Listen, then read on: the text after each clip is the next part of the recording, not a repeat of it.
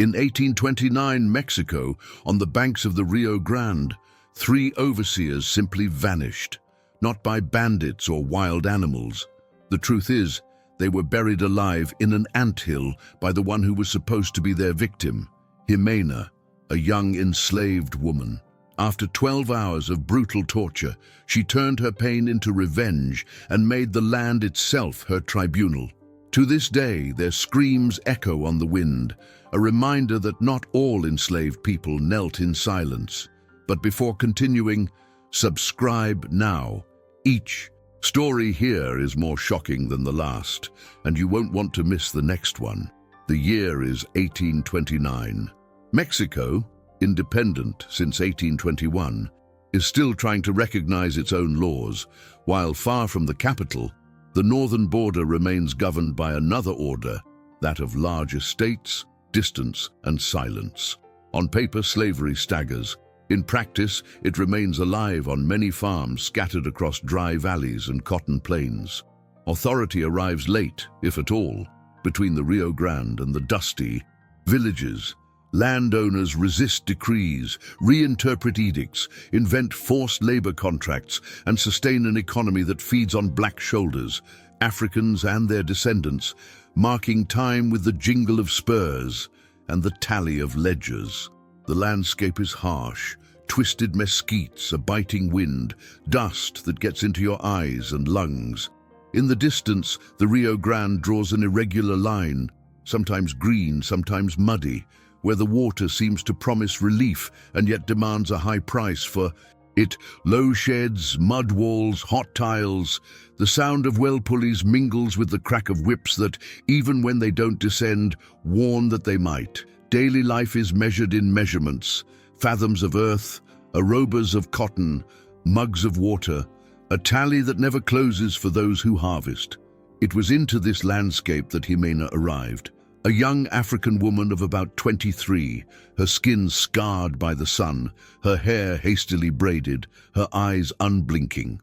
She had left Lagos as a teenager, taken to the hold of a ship where time lost its name. "I remember the salt," she would murmur years later, not to anyone, but to herself. A brief memory, dry as a tongue after days of travel. Disembarking in Veracruz brought back the heaviness of the air, the smell of seaweed, the stark outline of the San Juan de Ulua fort cutting across the sky. There, men in light-colored clothes and thick-covered books measured people like sacks, height, teeth, scars, price. In the courtyard, where business deals were being closed, voices overlapped, good arm, childless, fever-resistant. Ximena stood straight, not asking for mercy. A man ran his finger along her cheek, assessing the firmness of her flesh. Another jotted down a number. "They're taking it north," someone said. "Good work in cotton." A final move ended the conversation. Stamps, signatures, silver, and silence. They traveled in a caravan. Part of the journey was along the coast, part along inland trails that disappeared between the mountains. Mules carried bundles, knives hung from belts, and the sky seemed too big for those with nowhere to go. At night, the fire was low, hard tortillas, thin beans. When the moon rose, the men told stories of bandits and treacherous rivers. No one told stories of women like Ximena. She walked with the measured stride of someone preserving her body. Sometimes she touched her own braid, as if checking to see if it was still intact. "Don't break," she said to herself, without moving her lips. They arrived at the farm when summer had already baked into the shadows. The cotton, in long rows, promised income for the masters and wounds for their hands. There was a work rhythm that brooked no deviation. Wake up before the first rooster, a sip of atole, and off to the field. Harvest the boll. Open the fiber with your fingers. Fill the burlap sack until the handle marked your collarbone. Nearby, older children chased away snakes with sticks. In the warehouse, the manual gin creaked. Like a decayed tooth, every mistake turned into a loss. Every loss turned into a debt bound more than shackles. The foreman walked between the rows with a yellowed notebook. "Name?" he asked without looking at her face. "Ximena," she answered once. in a firm, thin voice. He wrote down the sound as he understood, shortening, swallowing syllables. The spelling didn't matter. The count mattered. How many kilos per day? How many baskets without a short cord? How many sips of water? The sun was unforgiving. The wind kicked up sand that scratched the cornea. Nails cracked, knuckles split. At night, a basin of warm water served four. They slept on mats in communal sheds, listening to the rustling of rats. The body learned to suffer in silence so as not to waste what little strength it had left. Food was measured: corn, beans, a handful of salt, at most a piece of chili pepper that stung more than it nourished. On Sundays, if there was no punishment, a distant priest celebrated a brief mass under the same heat, Latin words that meant little to those who worked with the language of survival. The bells weren't for them either. Theirs was the low, murmured song that ran between the rows, ownerless, rhymed verses that kept heads erect when backs bent.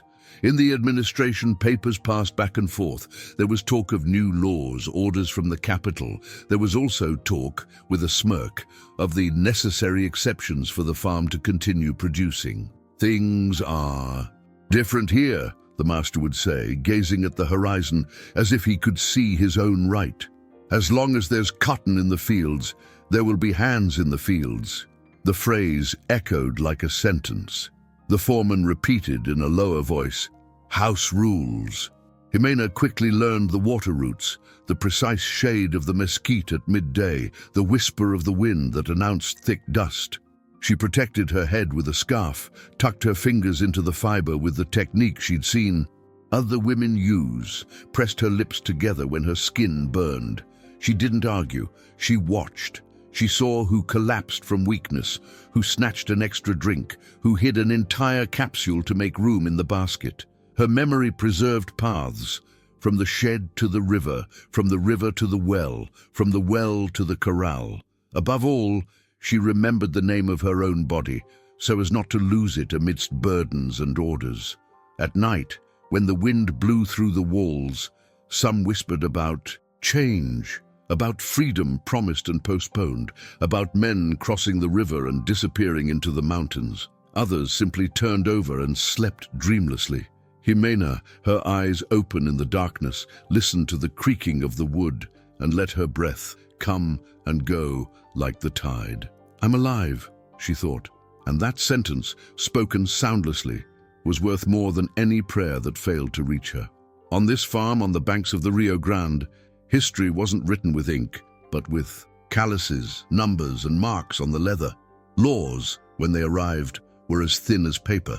Here, what weighed was cotton, and amid the white rows, under a sky without promise, Ximena walked, straight, economical, whole, learning every detail of the place that held her captive, like someone who, unknowingly, maps out a scenario to one day tell another story. "Work," the foreman ordered, passing by. She nodded and followed, and the field followed her, silently registering the presence of a woman who didn't yet have a voice, but already had direction. Few have the courage to comment after hearing this part, but I want to see who really is. Right now, in the comments, I don't forget, and prove that Ximena's voice will not be silenced. It was late afternoon when the episode began, with the low sun gilding the cotton fields and transforming the plantation into a silent white sea. Ximena, already exhausted from work, walked with her nearly full sack, the heavy fabric weighing down her shoulders. The air was still, stifling, and the silence seemed to hide something. Suddenly, the firm footsteps of two men interrupted the routine. It was Ramirez and Ortega, overseers known not only for their whips, but for their habit of stalking women in the fields. They walked closer than they should have, looking around to make sure no one was nearby. Ramirez, his voice low and threatening, approached her. Ortega stood behind, blocking the way. His intention was clear: to turn her into prey. Within a camp that was already a prison, a quick gesture, Ramirez's heavy hand grabbed her arm, trying to pull her against his body. The smell of sweat and tobacco invaded her nostrils. Ortega advanced, trying to hold her waist, but Ximena, her heart racing, didn't look down. In a desperate movement, she bent her head and bit down hard on Ramirez's arm. The taste of blood exploded in her mouth, metallic, hot, real. His scream echoed through the camp, shattering the afternoon silence. She seized the moment and ran, stumbling between the rows of cotton, her sack falling to the ground and scattering fibers in the wind. Her bare feet kicked up dust, her sun-beaten body finding strength she hadn't known she had. For a moment, she believed she could escape the trap, but behind her came the curses, the heavy footsteps, the fury. Ortega reached her first, brutally grabbing her shoulder. Ramirez, his arm scarred from the bite, spat curses and hatred. The escape ended in a few meters. The entire field seemed closed in around her. Humiliated by their wife's resistance, they couldn't admit the truth to others. They turned their own violence into an accusation. When they dragged Ximena back, they shouted for all to hear that she had incited the others to rebel, that she had spat at work, that she had talked about running away. The blood on Ramirez's arm became proof. "She attacked me!" he screamed, hiding with words what had really happened. Ortega reinforced this with the cold conviction of someone who knew the lie would be believed. The news spread to the veranda of the manor house. Don Esteban Valverde, the owner of the farm, stopped reading reports when he heard the commotion. He looked at the scene with calculating eyes. Not justice. Two trusted men were presenting a report, and before him stood an enslaved woman marked by sweat and dust. Their word was worth more than her silence. There was no interrogation, no room for defense. The owner's finger pointed, and the order was curt: to the trunk. The words sounded like a death sentence. Within minutes, Ximena was dragged to the central courtyard. The trunk, blackened by years of use, waited like a silent witness. Suarez, summoned to join the other two, brought the hemp ropes. They laughed, still offended by the resistance they had faced in the plantation. With each tying, they tightened beyond necessity, making sure to elicit moans that would not come. Her slender wrists opened in quick cuts under the rough fiber. The sun, already low but still burning, weighed down on Ximena's body. The audience of enslaved people began to form, summoned by force to witness the spectacle. It was a lesson, they said. Lessons were learned not through labor, but through terror. Ramirez, his arm hastily bandaged, raised the whip. Ortega prepared the bucket of water. Suarez anxiously tested the red-hot iron, already resting it over the shallow brazier. The first blow echoed like a gunshot. The leather ripped through the skin on her back, opening a red line. Her body trembled, but her feet remained steady. The second came across, hitting her shoulder. The third fell on her waist. Her dress began to stick, first with sweat, then with blood. With each blow, air escaped her mouth, but there was no scream. Only gritted teeth staring fixedly at the horizon. "Go ask!" Suarez shouted, approaching with the red-hot iron. She touched his arm, leaving a hiss in the air, the smell of burning flesh filling the courtyard. Ximena arched her body but caught her breath. "I won't break," he murmured low, almost breathless but audible enough to freeze those closest to him. The hours passed like an eternity. 12 hours of torture. The sun set, the stars came out, and the whip never stopped. Each time her body sagged, a bucket of water brought her back up. The iron marked her skin in different spots. Scars opened over old scars. Her face, even swollen and sweaty, maintained the same fixed gaze, as if guarding an invisible promise. Around her, the other enslaved people watched in forced silence, some trembling, others averting their eyes. No one dared intercede. Ramirez, Ortega, and Suarez took turns throwing blows, insults, and short pauses. Ximena's body was bruised, but her dignity remained intact. What had begun as an attempt at humiliation turned into a spectacle of resistance.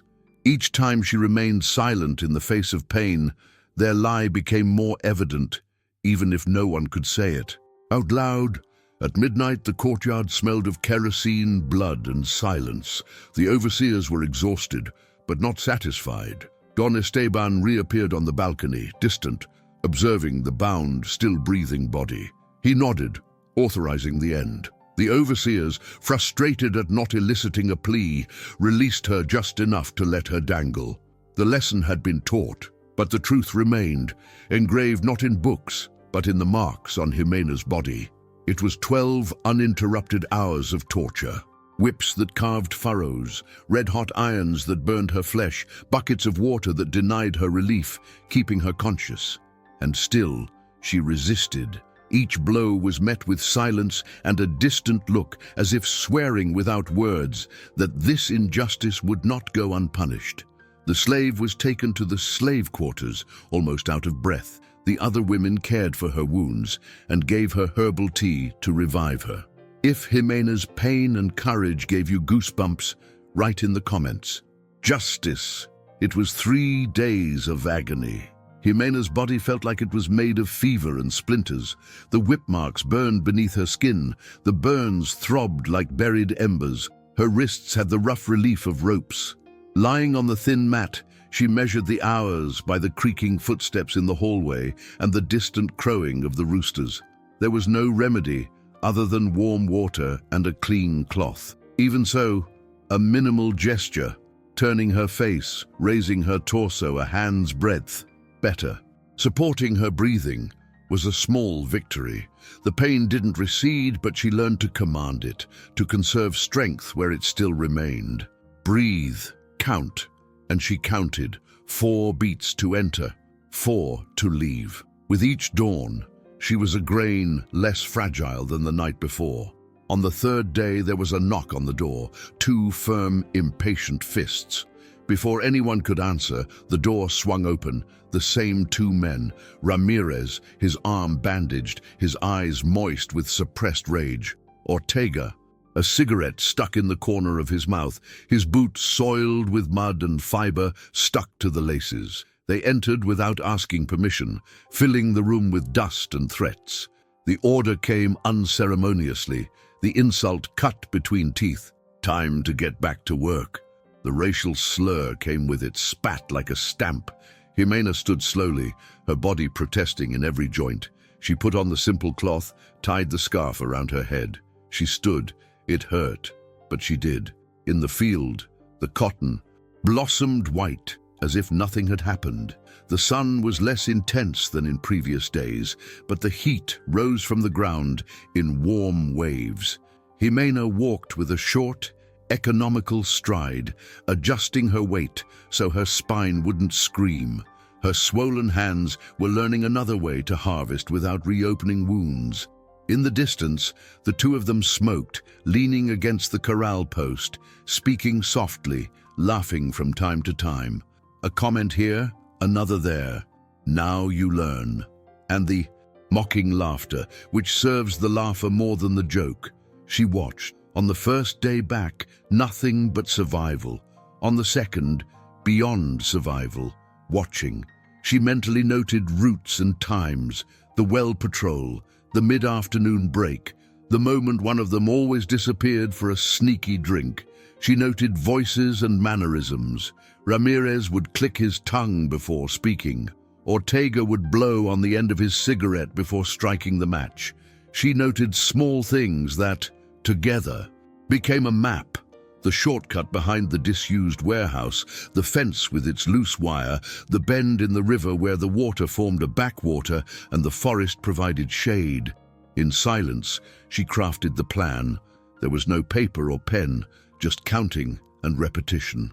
Each dawn, eyes open in the darkness, she mentally retraced the sequence. Where she would leave, what she needed, where she would enter, what sign she would leave for herself if along the way her mind failed her. She thought about the time alcohol lingered in their bodies, the minutes it took for trust to turn into recklessness and recklessness into error. She thought about the sound of boots on the hard-packed ground, the hiss of street lamps, the pitch-black darkness as the wind blew out the wick. She thought above all about not making a mistake. On Friday, the farm smelled different. The ginning had slowed. The warehouseman had won a can of brandy. Dusk painted the adobe walls copper. The lamps were lit one by one, casting circles of light on the suspended dust. The kitchen reeked of grease and garlic. Two poorly tuned guitars and scattered laughter came from the sheds. It was a night of carelessness. Ximena felt the moment approaching like someone sensing a change in the wind. She bathed in cold water in a metal basin, slowly washing away the dust and blood, pressing the cloth against her wounds without reopening anything. She calmly combed her hair, smoothing braids and loose strands until the broken mirror revealed a clean, firm face. She selected a tight dress, not fancy, not new, but one that clung to her body with the restraint of someone who knows what she's doing. She adjusted her scarf. She ran her fingers over her wrists, checking for the best position to hide the marks. She took another breath 4 times. Finally, she left. He didn't look directly at either of them at first. He walked along the edge of the courtyard with the posture of someone who owes nothing, head straight, shoulders squared. He passed close to them both, just close. The trail of soap, clean skin, and presence did the rest. Their laughter broke into a different tone. The conversation changed in volume. Ximena stopped 2 steps away, just enough for the voice to arrive uninvited. "You two," he said softly, "meet me at the agreed place. Half an hour." Just like that, as if there was already a secret. The phrase landed on the table like a high card. It stuck. Ramirez instinctively narrowed his eyes, trying to read beyond the words. Ortega took a longer drag than usual. The drink was already taking its toll on his legs and, most importantly, his wits. Vanity bridged the gap between caution and recklessness. The two looked at each other, and a corner of a smile reached the same conclusion. It was an invitation. Ximena walked away unhurriedly, leaving the line taut. She didn't turn her head. She passed behind the disused warehouse, where the shadows were thicker, and disappeared from view. Time then became matter. 30 minutes. She knew what was needed there. Review the points, retrieve what she had hidden, check the darkness. At the bend in the path, an old lantern burned low. She tightened the wick so it would last long enough and go out just as the wind waited. On the riverbank, the twisted roots of a mesquite tree marked the sign only she recognized. Everything was where it needed to be. In the courtyard, the two discussed trivial details just to fill the wait. 30 minutes. 30. Their anxiety leaked through their gestures, tapping their fingers on the table, striking an unnecessary match, lighting another cigarette without having put out the first. Brandy easier than water. The world for them was already falling in the right direction. Ximena walked as if measuring the ground. Each step had calculated weight, each sound anticipated. The moon, almost new, made the night denser, and the river made a constant roar that helped drown out other sounds. An owl passed close by, silent. She reached the designated spot and stood still for a very brief moment, listening to the world. The plan fit her body like a custom-made garment, without excess, without tightness. It was only a few minutes before she returned around the edge of the courtyard, just enough to be glimpsed. She didn't speak. She let a gesture serve as a guide, a hand subtly pointing in the right direction, like someone playing with a stubborn moth. They stood. Ramirez adjusted his armband. Ortega took one last drag and stepped on the cigarette butt with his boot. They followed, confident as men who believe the night repeats the same old stories. Halfway there, Ximena slowed her pace until she was 3 feet ahead, enough to lead without seeming to. They talked among themselves, laughing, alternating bravado and low comments that the night swallowed. She didn't respond. The sound of the river grew louder. The wind carried a scent of damp earth, and the shadows of the mesquite made patterns on the ground. The chosen spot was just a few steps away. Everything she needed to happen would happen there, and in her own time. When the half hour was up, Ximena stopped at the exact spot and turned her face slightly, just enough for them to see the profile she'd invited. Ramirez smiled. Ortega let out an approving sound. Little did they know that that same gesture, that same place, that same night would be the beginning of the ruin they couldn't imagine. And she, with Her full breath and the gaze of someone measuring invisible distances knew, with the same methodical certainty with which she recounted her pain, that there were no flaws in the path she had traced. If this scene gave you chills, prove now that you're on the side of resistance. Hit like now. Every like shows that Ximena's voice wasn't in vain, and I want to see this story explode on the screen of those who don't yet know it. Ximena appeared with a liter of wine in a dark bottle. The liquid, already prepared with roots she knew from the forest and the kitchen, bitter enough to knock down a tired bull, discreet enough to pass for strong wine. When the two found her, they were relaxed and talkative, with the easy laughter of someone who mistook trust for impunity. She kept her voice low, her body calm. "First, a sip, to warm up," he said, lifting the bottle. Ramirez was the first to accept, displaying his still-bitten arm like a trophy of vanity. Ortega laughed, clapped his partner on the shoulder, and then drank. The wine went down thick, leaving a trail of burnt sweetness mixed with a bitterness they attributed to the vintage. Another sip, another, and another.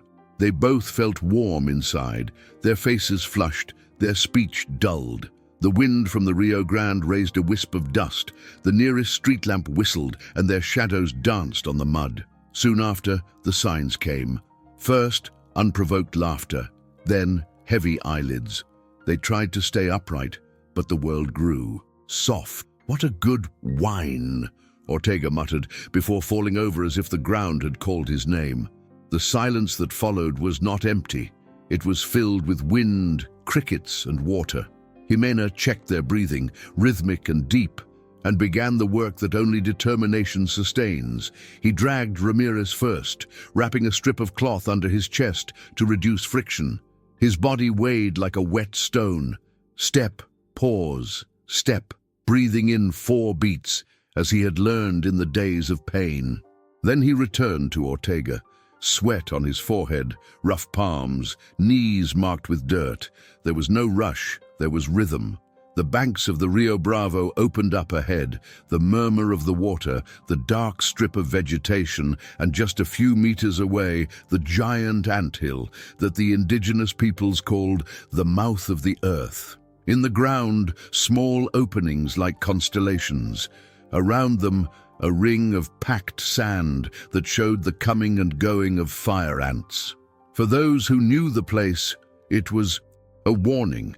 For Ximena, in that moment, it was a tribunal. She had dug before, 2 shallow holes the previous afternoon, when the eyes of the camp were focused on the sunset. Holes designed to contain without drowning, deep enough to immobilize legs and hips. She positioned Ramirez in the first, Ortega in the second, fitting them together with the precision of someone who had constructed the design in her head many times. The damp earth yielded to the push of her hands and the short shovel she had hidden under the mesquite. She covered it up to the waist, then up to the chest, leaving the arms trapped and the neck free. The weight of the earth did the rest. Immobility. From the cloth tied around her waist, she took raw sugar, dark crystals of crumbled piloncillo, the scent of warm syrup that awakened the air. She spread it with methodical gestures, on her forearms, the curve of her neck, around her ears, on her lap, sweet trails that began on her body and ended in small islands on the floor. The invitation was given. All she had to do was wait. The first ants emerged like living dots, explorers. They groped the sugar, touched the skin, and quickly returned inside. Then came what every colony understands, a response. Lines, smell, order. The low buzz rose almost imperceptibly, a collective whisper that filled the emptiness of ancient work. On Ramirez's arm, a bite. On Ortega's neck, another.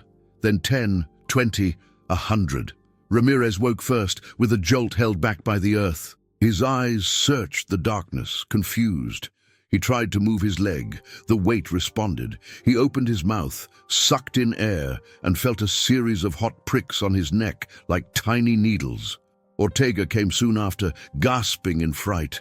"What is this?" His voice cracked, low, thick. Ximena stepped to the side, just enough to be seen. She was completely untouched, her face clean and a hard serenity in her eyes. She said nothing.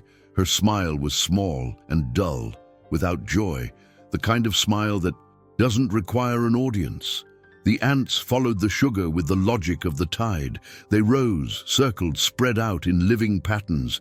The men screamed, first briefly in surprise, then long, as consciousness met with despair. "Take it off," Ramirez pleaded with the air, trying to shake his shoulders. But the earth held his every gesture. Ortega tried to press his neck against the ground, to no avail. The buzzing grew, mixed with the sound of the river and their loud breathing. The night offered no help. Ximena watched with the patience of someone who counted days, wounds, and steps. There was no anger in the gesture. There was method. The nearest lamp swayed. The shadows of ants climbed the earthen walls, duplicating the movement on a larger scale. Within minutes, their arms were covered in lively spots. The sweetness attracted, the warmth held. What could be heard now was a mosaic. Broken screams, pleas, promises that could not be sustained, whispers cut by uneven breathing. No one came. No one would come. For the love of... Ortega tried without finishing the sentence. The wind brought a brief coolness from the river, which didn't reach the bodies. The ants worked with the impersonality of a force of nature, sweetened by sugar, organized by the colony, indifferent to human panic. Ramirez closed his eyes, opened them again, and tried to negotiate with the air. Ximena didn't move. The mouth of the earth fulfilled the function ancient peoples attributed to it: punishment. Time there had no minutes. It had layers. The first bite, the first scream, the first plea, then the realization that there was no escape. The night swallowed their names, leaving only the sound, buzzing, water, faltering breaths. Ximena took a deep breath once, twice, and held what came. Not a triumph, not a celebration, just the dry certainty that fate was sealed. There, on the banks of the Rio Grande, no one appeared to save Ramirez and Ortega, and the earth, summoned by a woman who survived, the lie did what it always knew how to do when provoked: respond. And now I want to know from you, if you had witnessed this scene, would you have called it justice or cruelty? Write in the comments below the word that defines what Ximena did. I want to see how many of you have the courage to name this night that changed everything.